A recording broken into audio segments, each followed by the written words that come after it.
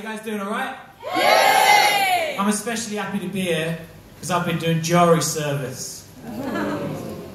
Found out it's really illegal to talk about it. However, I have been talking about it an awful lot. I don't know if you guys have ever done jury service, but there's a lot of waiting around. It's so boring that there was a guy opposite me in the waiting room who was reading a Sudoku book for 2 hours. I say reading because he didn't have a pen. But I'm surprised they asked me to do jury service because the government sent me this letter that says that I have died. It was quite a surprise. I always wondered how I was going to die, but I never in a million years thought it'd be because of an administration error. My first name's David, but they started off the letter Dear Sir or Madame, which I thought was quite progressive for our Conservative government.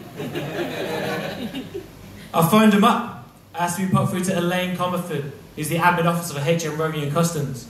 They put me through, I gave my details. She said, how can I help you? And I said, to be honest, I thought you'd be more surprised to hear from me.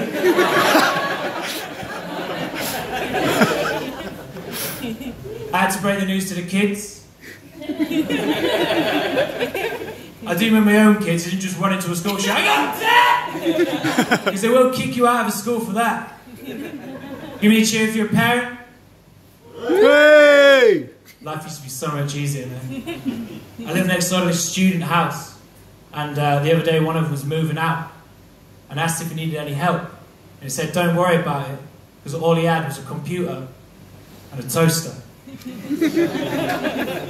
Sometimes I miss being a student, when all you had to worry about was porn and bread.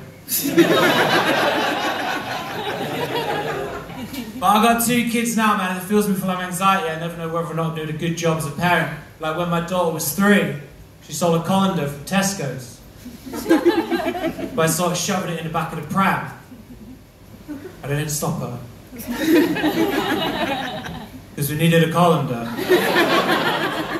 And I told her to do it.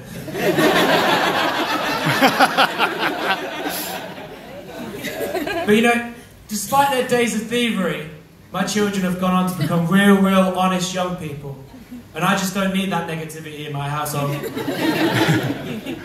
They make fun of me for putting on weight. And I'm like, I'm not fat, but according to them, I'm starting to resemble a lowercase b. Which is one of the worst letters you can look like. And it's only a matter of time until that becomes a capital. I've been getting right into World War II history. And I've learned quite a lot. Like when I was much younger, I thought that everyone was saying adult Hitler.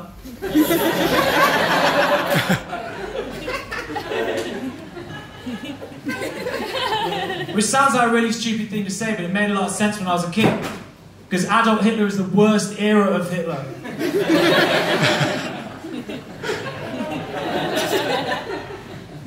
I've been living down in Brighton now for about 10 years, which I guess is why I'm so loose. Right? I don't know if you noticed, but Brighton got voted the hipster capital of the whole entire world. We didn't celebrate because it's not called a show of emotions. But the second closest town in the whole world was Portland, Oregon, in the United States of America, and the closest British town was Bristol. And I was thinking, how can these places be so hipster but so far apart? And I found out why. There's this Facebook group called the Brighton to Bristol Car Share. So we're just sort of swapping hipsters back and forth across the country. And you can always tell when one of them got lost, because the Artisan Bakery just opens up near Aldershot.